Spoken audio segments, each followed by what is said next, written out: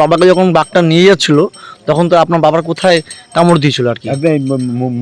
মুখের মধ্যে। আর আপনি বাবাকে বাঁচাতে গিয়েছিলেন তখন, আর সেই সময় আপনাকে চারিদিকে হেঁচড় ফেঁচড় দেয় এবং থাওয়া ফাওয়া মারে, যার জন্য পিঠে কেটে গেছে এবং হাতে এখানে কেটে গেছে। আগে আমার তারপরে পরে বাবা লাঠি দিয়ে বেড়ি করার পরে হ্যাঁ আমাকে ছেড়ে দিয়ে বাবাকে ধরে নিয়েছিল, ধরলো নিয়ে চলে গেল।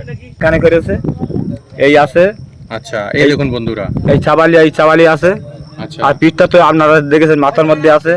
আপনারা দেখতে পাচ্ছেন না, আমি দেখাচ্ছি, দেখুন মুখের আঁচড় দেখতে পাচ্ছেন, এগুলো হচ্ছে সব বাঘের থাবার আঁচড়, ঠিক আছে? তো বন্ধুরা, এখন একটু অফ টাইম নিয়ে বাইরে বেরোলাম কাঁকড়া খাওয়ার জন্য। তো এখানে একটা গ্রামে কাঁকড়া খেতে এসেছিলাম, তো একটা কাকুর সাথে ভদ্রলোক খুবই, তার সাথে পরিচয় হলো, তাকে শুনেছি বাঘে থাবা দিয়েছে এবং তার বাবাকে তার চোখের সামনে থেকে ধরে নিয়ে যায় জঙ্গলে, তার বাবা মারা যায় সেই মুহূর্তেই। তো সেই ভদ্রলোকের সাথে কথা বলবো, জাস্ট তোমরা শুনে কত ভয়ানক একটা গল্প, গায়ে লোম খারাপ হয়ে যাবে শুনতে পারলে। বাস্তব ঘটনা, সুন্দরবনে আসলে অনেক এরকম রহস্যময় ঘটনা আছে যা আমরা অনেকেই জানি না, এদের কাছ থেকে শুনে নাও, আশা করি তোমাদেরও ভালো লাগবে। আমিও গল্পটা শুনি, দেখি আমার কেমন লাগে।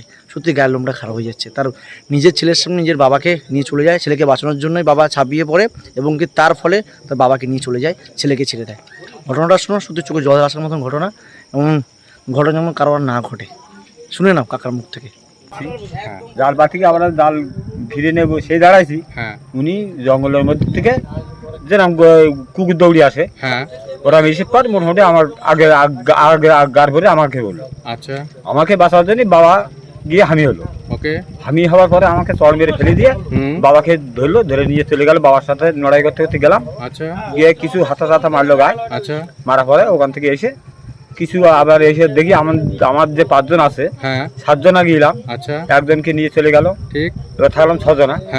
6 জনের থেকে আমার গায়ে আঘাত করলো। আপনার কোথায় করলো আঘাত? এই যে হাত এখানে করেছে, এই আছে। আচ্ছা, এই দেখুন বন্ধুরা, এই চাবালি আছে। আচ্ছা, আর পিঠটা তো আপনারা দেখেছেন মাথার মধ্যে আছে। আচ্ছা, পিঠে কোন জায়গাতে আছে একবার দেখি। তো বন্ধুরা, দাগগুলো আপনারা দেখতে পাচ্ছেন না, আমি দেখাচ্ছি, দেখুন মুখের আঁচড় দেখতে পাচ্ছেন, এগুলো হচ্ছে সব বাঘের থাবার আঁচড়, ঠিক আছে? দেখুন এখানে কত বিখ্যাত, এখানেও আছে, এখানেও আছে, এখানেও রয়েছে। দেখুন পিঠে পুরো থাবাই আঁচড়ে আঁচড়। তো এই যে ক্ষতগুলো আপনাদের দেখাচ্ছি, দেখুন এই যে এখানে রয়েছে, পুরো পিঠ জুড়ে কিন্তু রয়েছে, ঠিক আছে? আর কেমন মর্মান্তিক ঘটনা তা তো কাকার কাছ থেকে আপনাদের শোনালাম, কাকার মুখ থেকে একবার শুনে নিই। যে দেখুন কিভাবে করে ওনার বাবাকে তো ধরে নিয়ে গেলেন, 7 জন ওনারা ছিলেন, 7 জনের মধ্যে 6 জন ফিরে এসেছেন, কিন্তু কাকা ওনার বাবাকে আর কিন্তু ফিরে পাননি। তো এই ধরনের ঘটনা সুন্দরবনের লোকেদের কাছে হামেশাই হয়ে থাকে।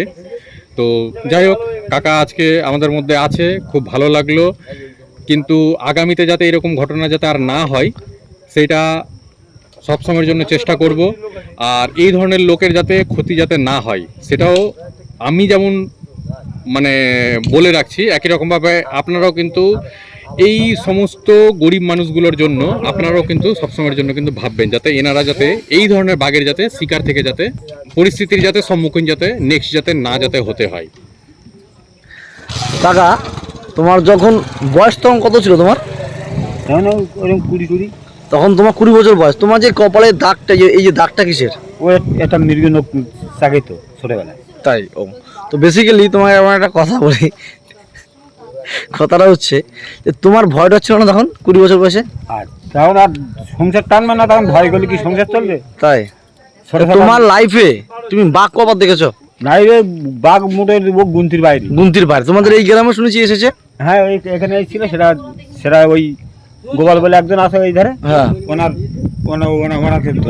এই জঙ্গলটা এসেছিল? হ্যাঁ, এই জঙ্গলটা। তো শুনেছি ও কি ওই বাঘটা কি মেরেছিল? ও লাঠি দিয়ে বলে একজন যে জিজ্ঞাসা করলাম, সে ভদ্রলোকগুলো গলার মধ্যে বলে হাত ঢুকে জিপ টেনে নিয়েছিল। ওই সত্যি যখন একজনকে ধরেছিল সেই সময় জিপ টেনে নিয়েছিল, গালের মধ্যে হাত দিয়ে ওকে, মাথাটা ধরতে আনি, শুধু এই হাতটা, ডান হাতটা কোনো বল পায় না। হ্যাঁ, মোটে এই আঙুলটা কোনো বল পায়, বুড়ো আঙুলটা কোনো বল পায় না। তো ওই জিপ টেনে নিয়েছিল ওই অবস্থায়। জিপটা ধরার পরে ছেড়ে দিয়ে তারপর আরেকজন এসে এলো। তা আপনি কি এখন জঙ্গল যান? হ্যাঁ, এখনো যান জঙ্গলে? এই যে আপনার লাস্ট আপনি বাঘ কবে দেখেছেন? বাঘ লাস্ট বলতে এই তো এই মধু কাটার আগে দেখেছি। দেখেছেন? আপনাদের অ্যাটাক করেছিল নাকি? হ্যাঁ, না ধাওয়া দিয়েছিল?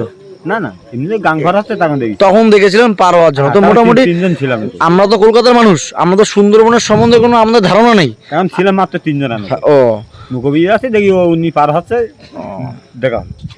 এখন দেখলে কি ভয় লাগে বাঘ দেখলে? আর বাঘ দেখলে এমনি কাকে ভয় করে? তো তুমি কলকাতার বাসীদের জন্য কি বলতে চাও, যারা যারা সুন্দরবনে ঘুরতে ঘুরতে আসে আর কি, তাদের কি বলতে চাও যে এখানে এসে কি বাঘ ফাঘ দেখা উচিত না ঘরে চলে যাওয়া উচিত? এবার কাউকে কাউকে দেখার ইচ্ছা আছে, কাউকে বলে না ও দেখে দরকার নেই, যেটা আমাকে ডাক দেখে হতে পারে মানে ধর বাবা। তো আপনাকে একটা কথা বলি মাঝখানে, আপনি মোটামুটি যে বাঘ দেখেছেন সব থেকে আপনার লম্বায় কত ফুট দেখেছেন বড়? ও 7 ফুট। 7 ফুট মানে 7-8 ফুট হয় মোটামুটি। হ্যাঁ। আর আবার আপনার কি মনে করবেন না, আপনার বাবাকে যখন বাঘটা নিয়ে যাচ্ছিল তখন তো আপনার বাবার কোথায় কামড় দিয়েছিল আর কি? মুখে ধরি মুখের মধ্যে। আর আপনি বাবাকে বাঁচাতে গিয়েছিলেন তখন, আর সেই সময় আপনাকে চারিদিকে হেঁচড় ফেঁচড় দেয় এবং থাওয়া ফাওয়া মারে, যার জন্য পিঠে কেটে গেছে এবং হাতে এখানে কেটে গেছে আর কি। আগে আমার কার পরে পরে বাবা বাবা লাঠি দিয়ে বেড়ি করার পরে হ্যাঁ আমাকে ছেড়ে দিয়ে বাবাকে ধরে নিয়েছিল, ধরলো নিয়ে চলে গেল। মানে টাইম দেয়নি, কোনো টাইম দেয়নি। তো আপনাদের এই গ্রামে লাস্ট মানে আপনার বাবাই মারা গেছেন, তারপর অনেকে মারা গেছে? অনেকে মারা গেছে। লাস্ট কত বছর আগে মারা গেছে কেউ গ্রামে? ও তো প্রায় বাবা মারা গেছে প্রায় 30-35 বছর। তারপরে কি মারা গেছে গ্রামে? তারপর আমার একটা মামা মারা গেছে। মামা মারা গেছে মানে আপনারই সব জ্ঞাতি গোষ্ঠী সব আমাদের নিজেদের লোকে?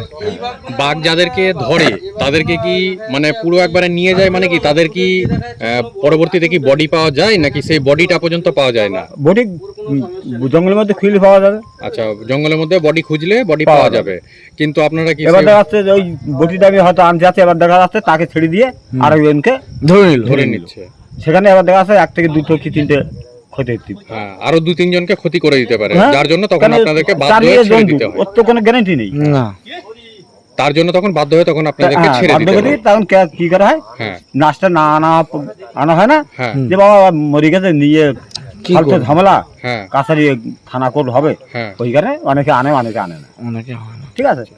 তো আমি একটা কথা বলবো কাকার বিষয়ে। কাকা যে মরার ঘর থেকে ফিরে এসছে এবং কি আমাদের সামনে দাঁড়িয়ে কথা বলছে, এটা সব থেকে আমাদের ভালো লাগছে, কারণ এরকম ভাবে কেউ মরার মুখ থেকে ফিরে আসে না। ধন্যবাদ, খুব ভালো লাগলো কথা বলে সত্যি। আর একটা লাস্ট পরবর্তীতে এইরকম তো কাকা, তুমি সবার কাছে সুন্দরবনের সব বাসাদের কাছে সাজেশন কি দিতে চাও, যে যারাই জঙ্গলে যাক না কেন সাবধানে চোখ কান খুলে রেখে, কিন্তু কিছু করার নেই, কিন্তু এটা তো আপনাদের জীবিকা। যারা যায় তাদের বলা হয়, দেখ ভাই হ্যাঁ, খুব যাচ্ছে, খুব সাবধান হয়ে বেড়াস, সাবধান হয়ে বেড়াস, মানে বেশি লুকোই গিয়ে জঙ্গলে গিয়ে কোনো নেশা ভাঙ করবি না, নেশা ভান করবে না। নেশা ভাঙ করবি মাঝখানে যারা নোংর দিবি হ্যাঁ, তারা যাতে বাড়ি এসে ঠিক আছে।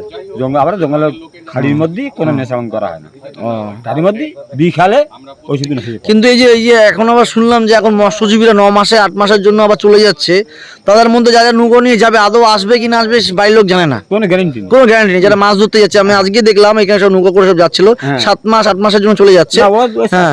6 দিন 7 দিন পর 15 দিন পর ব্যাক করে। আমি জিজ্ঞেস করলাম যে 6 দিন যেতে 6 দিন আসতে, বা আবার 7 দিন 14 দিন 15 দিনের মধ্যে ব্যাক করে, কিন্তু ওরা বলছে যে ভাই আমরা যাবো, কবে আসবো আমরা নিজেও জানি না, ওরা আসতেও পারি নাও আসতে পারি, ওই তো এরকম হচ্ছে জীবিকা। জীবিকার মরণ তো হচ্ছেই। এটাই মানে। আর আপনাদের গ্রামের সব জীবিকা সব এইসবই করে, সব মাছ ধরে, তারপর মাছ, কাঁকড়া, কাঁকড়া, মাছি, মানে মাছি কি বলছি, মধু সংগ্রহ। এবার মাছ ধরার সংগ্রাম, মাছ কাঁকড়া একসাথে এইসবই মানে আপনাদের জীবিকা হচ্ছে এই মাছ কাঁকড়া, আর কিছু না, তাই তো? কাকু ভালো থাকবেন, সুখে থাকবেন, সবাইকে ভালো রাখবেন, এটাই বলবো। একবার মনোরমগর থেকে ফিরে এসেছেন, আমি আশা করি ভগবানের কাছে প্রার্থনা করি যাতে আপনার এরকম সময় যেন দুর্দশা না আসে। ঠিক আছে কাকু, আসছি, ভালো থাকবেন। ঠিক আছে।